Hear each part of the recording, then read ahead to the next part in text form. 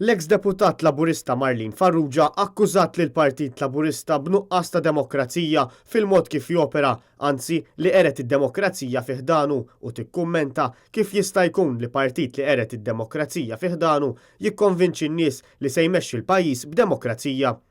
Dawn l-akkużi Marlin Farrugia għamlithom fil-perjodu li fih il-Partit Laburista se jkun qiegħed jaħtar lill-Ministru Konrad Mizzi bħala deputat mexxej Laburista flok Tony Abela. Kariga li qed tkun proġettata mill-Prim Ministru u mexxej Laburista Joseph Muscat bħala riforma importanti fil-partit. Dan meta ftit snin ilu il-Konferenza Ġenerali Laburista kienet approvat bidla fl-istatut li bija d-deputat mexxej Laburista għall-affarijiet tal-partit ma setax ikun deputat. Iżda Muscat trid li Konrad Mizzi jsir deputat mexxej għall-affarijiet tal-partit u għalhekk inbidel l-istatut. L-akkużi ġodda u serji tal-eks deputat Laburista Marlin Farrugia fil-konfront tal-Partit Laburista saru fuq Facebook f'messaġġ li fih Marlin Farrugia sostniet li l-Partit Laburista għadu partit u lanqas għadu Laburista u fejn hemm ftit negozjanti li qed jiġbdu l-ispaga.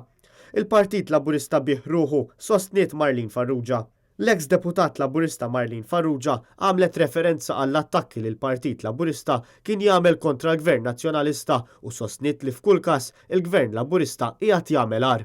Marlin Farrugia tirreferi fost oħrajn għall-akkuża dwar l-oligarkija u sostni li llum ukoll teżisti oligarkija iżda binqas kompetenza. Marlin Farrugia appellat lil poplu biex iqumu jsemma leħnu filwaqt li qalet li temmen lil poplu Malti u Awċi jistħoqlu aħjar.